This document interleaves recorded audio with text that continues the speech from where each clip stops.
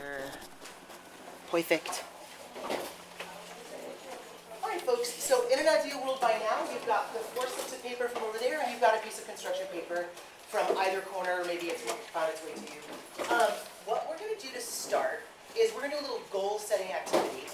Because as I mentioned before, unlike your other 9th grade classes where all you have to do is please the teacher, at the end of this class, in addition to being successful with the work I give you, you also have to pass a statewide exam. So we're going to look at, right now, some strategies and goal-setting behaviors to get you through that so that you can keep up the momentum all year and be successful in the way that you would like.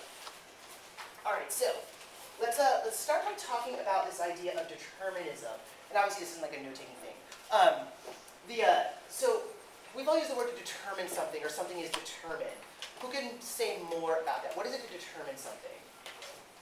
Or we can say that something is determined to happen, or I'm determined to succeed. Synonyms. Anything? And you can use the words in this sentence there too to help you out. But I'm not the only one learning, so. All right. I can see we've got a dead audience here. All right, so determinism is this idea that the more you know about something, the greater the opportunity you have to change and or control it. So let's look at some examples of this. All right, so let's say I gave you these things. Can anyone tell me the answer to that? 3 plus 5, can anyone handle that one? All right, 3 plus 5 is 8, 7 plus 9 is? 16, great. 8 plus 16? 24. Nice. All right, great. So you had enough information here to determine the outcome. What if I just gave you this? Could you figure out what the end product was? Do you have enough information? No, right? There's not enough here. You know there's a 10, but this can't be 10 because you don't know what that is, because those are all pluses.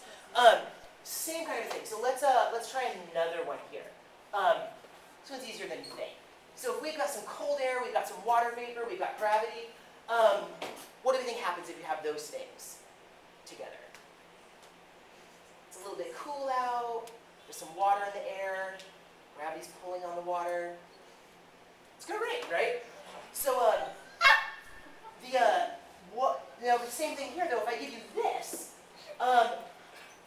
we're not really sure, right? That missing question mark could mean it could be cold, or it could be ice, it could be hail, it could be snow, right? So the more information we have, the better. All right, so let's skip on to the part that is important for you guys.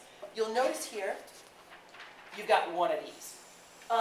In any arrangement you like, one of these boxes, you're going to put your name and something that you're interested in / care about, whatever you want right now. Or you can fill the whole thing with your name in a really fancy way. The other 4 boxes, you're going to put these 4 headings. And we're going to be writing things in the boxes as well. So just put enough space that you've got a heading and more space to write 5 other things. You are also welcomed to use the colored pencils, many colors, and markers. So make it look how you want to. You can use your normal pen, pencil, whatever. If you want to use markers, you want to use colored pencils, go for it. This is going to be in the front of your binder. You're going to be looking at it every day, so make sure it's something you care to look at. All right, great. So right now, you've written your 4 headings in the boxes around the heart. Heading number 1 is motivations. What motivates you? So we'll write that as our first heading. So motivations, M-O-T, M-O-T-I-V, M-O-T-I-V-A-T, M-O-T-I-V-A-T-I-O-N. So motivation. And doesn't matter where you start, any of the boxes around the heart is fine.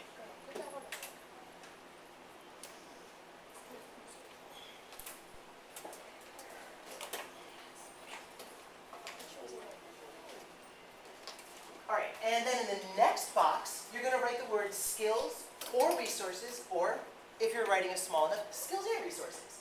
And again, we're going to be putting a list in each box, so this is just a heading. Leave some space. And if you've messed up already, it's fine to throw this one in the recycle bin and grab a new one. So we've got motivation in the first box, we've got skills and or resources in the next box. The third box is going to be opposite Who knows what an obstacle is? Who's familiar with this word? What is an obstacle? Gym class, obstacle course, anyone? You are trying to get somewhere and you can't get there because there's stuff in your way, right? An obstacle is the thing that prevents you from getting where you're trying to go. Right, so obstacles will be our third box. Obstacles, O-B-S-T, O-B-S-T-A-C, O-B-S-T-A-C-L-E-S, obstacles. And then the last one, you can just write the word plan if you want. We've got plans to, manifest desired outcomes, or goal, or plan is fine for this one, if you just want to write that.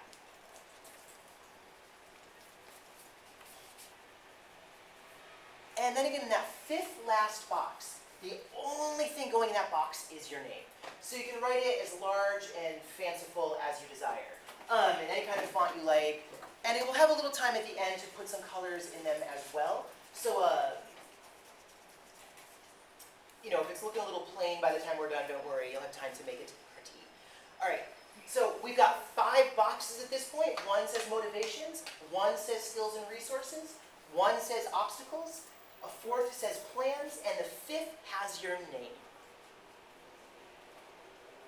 And under name, you can write anything else you like. Yeah. Doesn't matter what box. Doesn't matter. It's totally your arrangement. Okay, now what we're going to do is we're thinking of this idea of determinism. The more we know about the situation, the greater the opportunity we have to transform or predict what will happen in that situation. So the first thing we're going to look at are your motivations for passing the MCAS. Like, why do you even care? Why are you going to show up here every day to school, on time, well-fed, homework done, smile on your face, ready to go, answer teachers' questions, bringing me presents, daily. All right, so let's start off with our motivations. I'll turn that music back on just a little bit. All right, so in terms of motivations, and for those with the cheap seats in the back, I'll turn the lights off so you can see a little better. Hopefully it's a little better. Though I am weary of turning the lights off in a warm room. All right, so motivations. Pick 4 to 5 of the things on this list that apply to you. What motivates you to succeed? Why is it you're intending on doing well in your classes this year? Why is it you're intending on passing the MCAS, graduating from high school, going to college, so on and so forth? Right, so things that could motivate you. Maybe you want to be like a particular idol. You want to be like someone you admire. Name that person. I want to be like Mike. Perhaps it's a competition. Perhaps you have a friend at this school or another school, and you want to be better than them. Like, I want to humiliate and shame Stacy. Like, I want to know that she's going to go home crying every night when she sees my amazing grades. Maybe you're motivated by the idea that as an adult, you'll have a good income. Maybe you're motivated by the idea that you'll be able to like own a home and drive a car and, not have to live under a bridge at some point. So maybe money is your motivator. Another possibility is not feeling like you've wasted your time. Like you showed up at the building every day and just sat there staring at the wall, and all of a sudden you have F's in all your classes and you like flunk out and you're miserable. Like if you bother to show up here every day, you might as well do the homework too and pass the MCAS. Perhaps it's your goal is to have a particular career. Like I want to be a lawyer, or I want to be a doctor, or I want to be a nurse. I want to be a teacher. So thinking about that could be one of your main motivators. Again, you've got to choose at least 5 on your list. All right. Perhaps it is to have a good reputation. You want to be able to walk down the street and have people point at you and be like, that one's got it going on. They are presenting. All right. Perhaps it's you want to move away from home. You want to have enough money, or you want to have a good scholarship to like go to a college that's like in Alabama or Hawaii or like Germany, right? Maybe it's to prove that you're better than people think you are. Maybe people have said things about you in the past that you don't agree with, and you're like, well, I'm smarter than they think, or I'm better than they think, and I'm going to like accomplish X, Y, Z. Maybe it's to help out your family. Maybe you want to have a good paying job so that you can like support mom after she like, dragged you over here from the DR or something. Maybe it's just about graduating. Maybe you're just like, I don't want to be in high school till I'm 21 when we legally kick you out. I want to like graduate when I'm 18, and you need the MCAS in order to graduate. Maybe it's just to have like a bright future full of happiness. You want to know that your life is the way you want it to look and not the way other people make it look. All right, now that you've got your 4 to 5 things, number them in order of importance. So whichever one is like the most super important to you, put a 1. Whichever one is like next on the list, obviously a 2, and so on and so forth. So please number the things in the list of importance. You know, for me, the most important thing is having a good reputation. Or for me, the most important thing is helping out my family. Or for me, the most important thing is being like someone I admire. Yes?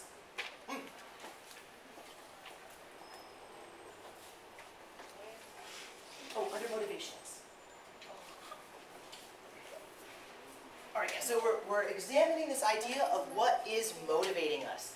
So, and we're putting 5 things in order of importance. This is, again, an opportunity for you to kind of get in touch with why it is you're getting out of bed every day and showing up here. We're going to be friends. All right, so and if there's something not on the list, write that too. Like, don't feel like you're constricted to my viewpoints. If you've got something really good and you're like, hey, you should add blank to the list, please tell me. I'd love to do so. Every year, I'd like this to be better than it was the year before. All right, so we're going to do 1 more minute on this. So again, putting your 5 things in order, numbering them, you know, from first importance to least importance. Thinking about when times are tough, when it's a cold February morning and you don't want to get out of bed, what is it you say to yourself to get yourself out of bed? Like, gosh, I really want to become a blank thing and I want to like go to college and blah, blah, blah.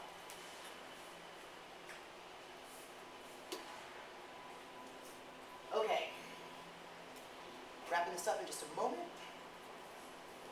And again, if you have a marker or colored pencil, or you have not gotten one yet, and while we're waiting for other folks, this is a great opportunity to embellish, to add little color statements to your picture to make it look nice.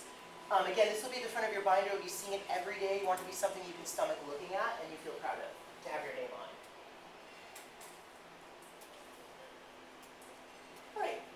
Let's move on to our next category.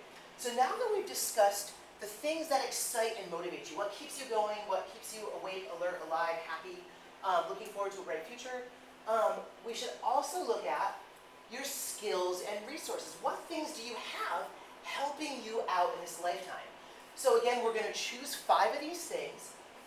Perhaps you are the type of person who is organized. You know that you're the type of person that keeps your backpack in good order, you have a desk at home, or you star and label all your emails. Perhaps you're the type of person who's creative. You always do really well with things that involve you manifesting something, whether it be poetry or art. Maybe you're the type of person who is good at abstract thought, which we'll talk about next week. Maybe one of your skills is that you are social. You have that ability to talk to people, to get help from people, to help others. You're not the type who's just like shivering in the corner, hoping no one looks at you. All right, so again, we're doing 5 of these things. Perhaps your type has a good memory. You just have to see something once, and it's like in there forever. You're like a computer. Perhaps you're the type that is giving. Perhaps that is one of your skills. You're the type of person that is generous. And generally speaking, if you do good things for others, they do good things for you, right? So generally speaking, we can expect that if you are a kind, generous, caring, giving person, good things will come back. Perhaps you have a supportive network of family, friends, teachers. You've got someone in your core who's always going to be like, hey, I know things are hard right now. I'll help you with your homework, or I'll get you to school, or I'll hold your hand while you're up at night crying over the test you have tomorrow. Perhaps you have very clear goals. It's a bit unusual at the age of 14 or 15 to know exactly what you want to do when you grow up, but some people do. Maybe that's one of your skills, that you know exactly what your life's going to look like. Perhaps one of your skills is that you have willpower. You have the power to force yourself to do things in the moment. Like, you love to succeed. You are looking to become a mature, respectable adult. Perhaps you have a strong spiritual life, right? Like, you have a good connection to some kind of faith system, and you find that having a ritual around meditation or prayer helps you succeed in life. Perhaps you're in this state of love and grace and acceptance. You do really well in situations where people are struggling and you can help them and they can help you. Perhaps acceptance is one of your strongest skills. Awareness and education. Perhaps you're just the type of person that loves to learn. Some people actually enjoy school, and they like wake up in the morning, they're like, oh my god, I can't wait to hear about the War of 1812 in history today. Right, so perhaps you're the type of person that loves to build a strong, powerful brain. And perhaps you're a little obsessive compulsive. Perhaps you're a perfectionist. You like things to be a certain way. I've had students in the past who like won't hand a homework assignment in because they've got scribbles on it or something, they want to like rewrite it or whatever. Maybe you're the type of person that you just want to have things your way every day. All right, just like we did before, please number your things if you've not done so already. So which of your 5 things is the most important to you? Which of your skills is your strongest skill? The thing I am the best at is blank on this list. And once again, if there's something not on this list that you're good at, please put that as well. But for now, numbering it. My strongest skill up here is I have a really supportive family. Or my strongest skill is I am accepting of others, so on and so forth. All right, let's do another minute on this. I'll do a little walk around the room, make sure everyone's written something, give you dirty looks if you haven't. All right, cool. Nice, looking good. All right, no shame on your family. All right, so let's go to the next slide. We're all good? All right, signs of life. Okay, now we got to look at the uglier side because obviously things in life are rarely perfect. So let's look at our obstacles next. So our next part of our list is about the things that prevent us from getting to our ultimate success. So what are our obstacles? Thanks. Christmas came early. All right, so possible things that have held you back in the past, reasons you haven't been successful. Perhaps you have what's known as victim consciousness. Who knows what the word victim is? What is it to be a victim or to be victimized? A victim of something has had what happen to them? Something that is bad, right? A lot of people are so caught up in blaming others, they never take accountability for themselves, right? Well, I didn't get my homework done because of mom, or I didn't get my homework done because the bus was late, or I didn't get my homework done because all my friends were texting me, right? So like, you blame others rather than say, oh, I'm a young adult in full control of myself, no one owns me, it's my responsibility to succeed. Perhaps you've got some kind of learning challenge, right? Memory's not so good, or you're kind of disorganized, you have trouble focusing on one thing at a time, that might be my particular weakness. Right, so we all have our thing we're not great at. Perhaps you have a lack of support. Maybe you have, you live with grandma and she works like 5 jobs and, no one's ever home to make sure you do your homework and you don't feel like anyone's looking after you. So maybe a lack of support is one of your obstacles. Perhaps you have a fear of success. A lot of people are afraid to do well. Because if you do really well, let's say you get an A on my first test in here, what do I expect from you on the next test? An A again, right? So a lot of people don't succeed just so they won't have to succeed again in the future. They don't want the pressure, so maybe you have fear of success. By contrast, you might have a fear of failure. Who's ever tried something and just failed miserably at it? Like just made a fool of themselves? Everyone, right? At least one point. After you fail at something, everyone feels like shame and guilt, right? You want to like dig a hole and go live in it. So like a lot of people are unwilling to try anything just so they don't have to experience the fear of failure. And part of growth is failure, right? We make mistakes all the time, every day. That's why I've got the sharp chart to remind you of all of your mistakes and tell you what a horrible person you are, and then hopefully you'll improve. All right, perhaps it's your learning community. Maybe you've chosen a group of friends that don't do their homework either.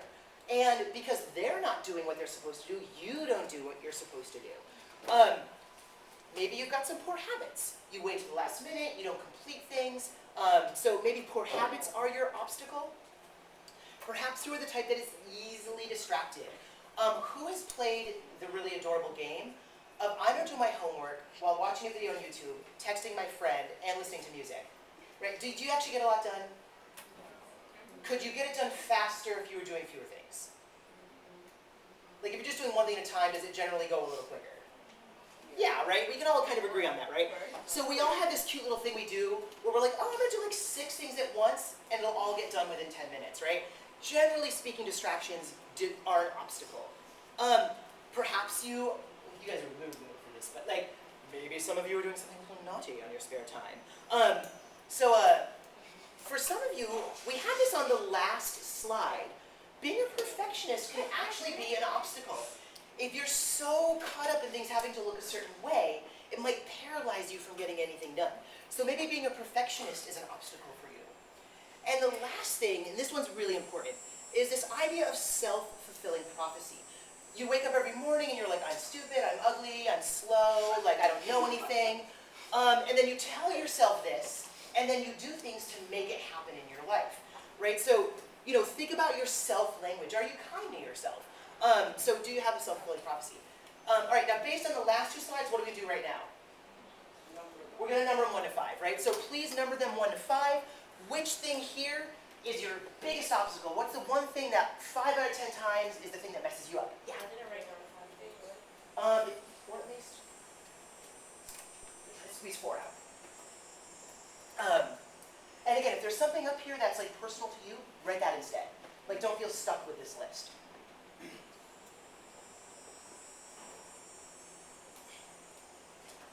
Oh my God, we forgot one of like the super most important ones. Perhaps your obstacle is just a burning dislike of school. Like, perhaps you just hate being up early and being in a 95-degree building when it's sunny out and you wish it was still summer. So that's also a possibility, right? All right, we're going to move on to our last category.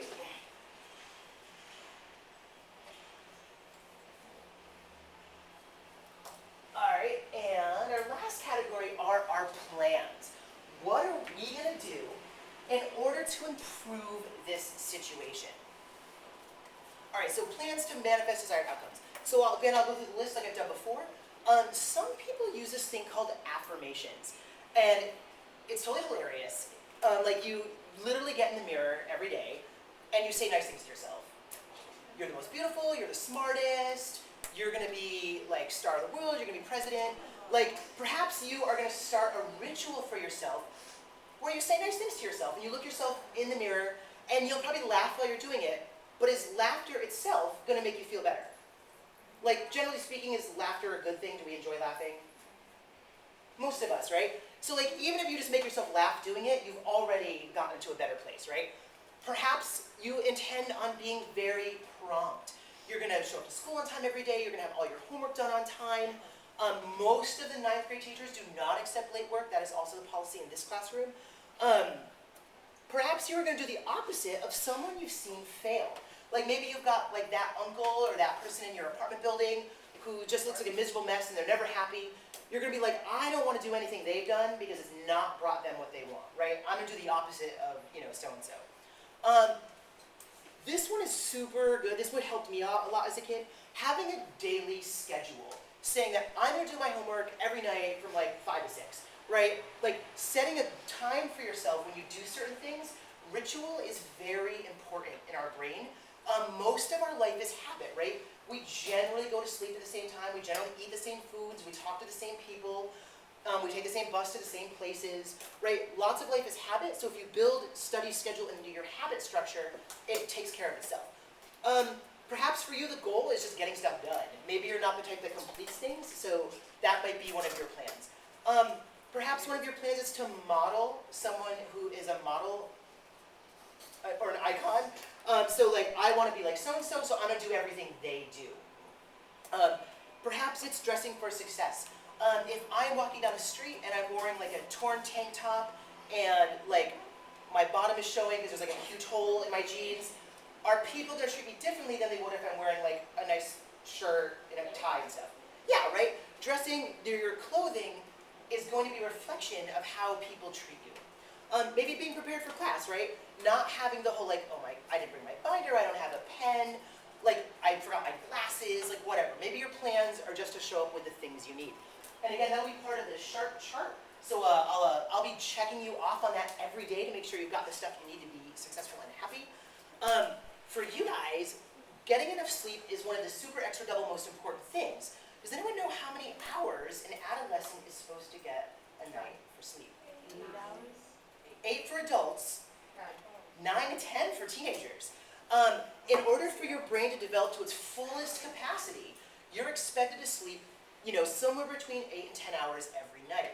And The general rule is if the alarm goes off and you don't like spring out of bed and you're like, yeah, let's get it, you're not getting enough sleep, right? So if that was not you this morning, you know that tonight maybe you have to go to bed like 6 p.m. or something.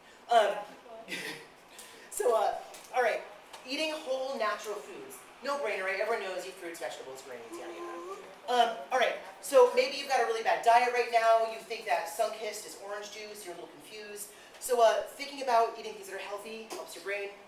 And lastly, creating a timeline for your goals. This last one, we're all going to do. What you're going to do is create a 10-year goal planner for yourself right now. So on that line, you're going to put the date now, which is, what year is it? 2015.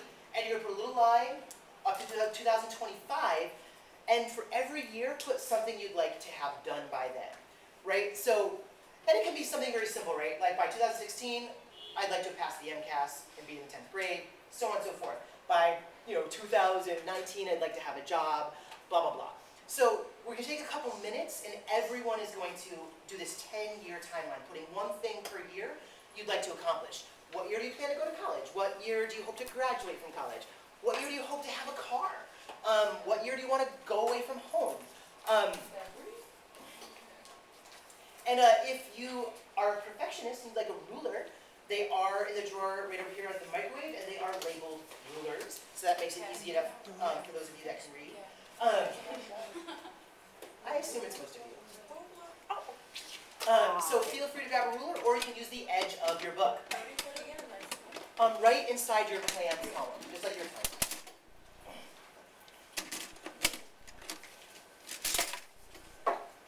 All right, so underneath our plans, we're going to write our little timeline. We're going to do it over 10 years to 2025. I'll come around. You grab a book. I'm out of other things.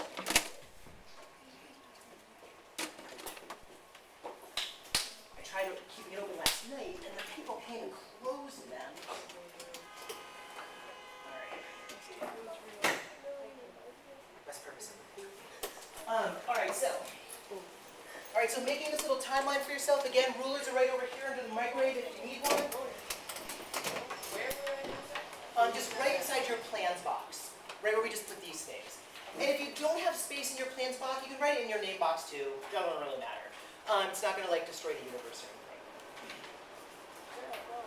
All right, so thinking about every year and obviously labeling it, right? So 2015, 2016, 2017, so on and so forth, so that you know what year you're talking about. And just kind of thinking about what is it you want your life to look like 10 years from now? Who is it you want to be?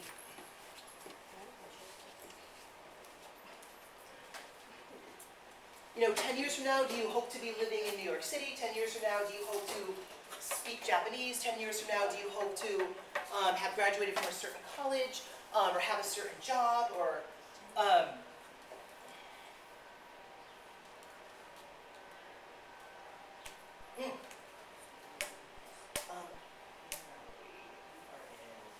desired outcomes.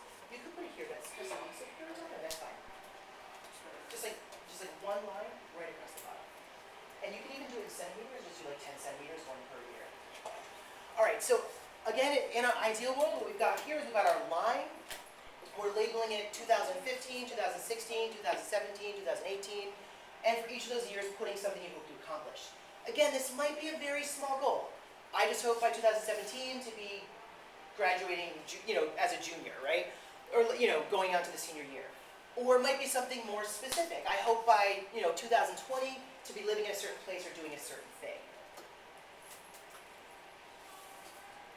Part of, again, why we goal set is this idea that if we're going to have the future we want, we need to be clear about what that future is. Because if we understand what that future is, we'll be thinking about it, and then we'll find the things that help us get to that place.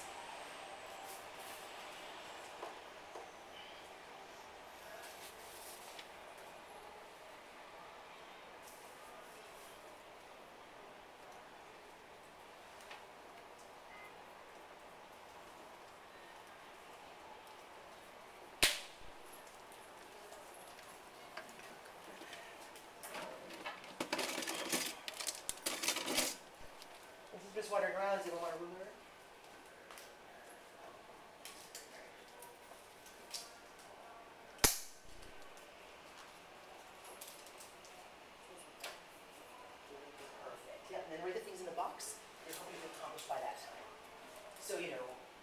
this time next year, I hope to have passed the MCAS, or I hope to, be living in the city, like whatever you want. Yeah, there's no restrictions on this. You can put whatever you like. Like, if your plan is to be the next Beyonce, by all means.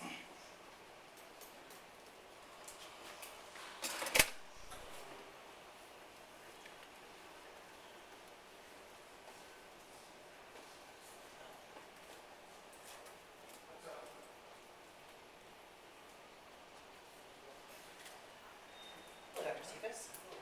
Great news. Please do. Indeed. Sure. Okay, just a slight interruption, everybody. Good morning. Oh, come on. Good morning? Good morning. Okay, that sounds better. My name is Dr. Cephas, and I'm the interim assistant headmaster. Okay, Miss Angela Headley, who was your regular headmaster, will be back in November. And this is Mr. Young, who is part of our support staff. Just briefly, this summer, your parents should have received a packet like this from Dr. Walker Gregory, our headmaster. And in here was a welcome back letter,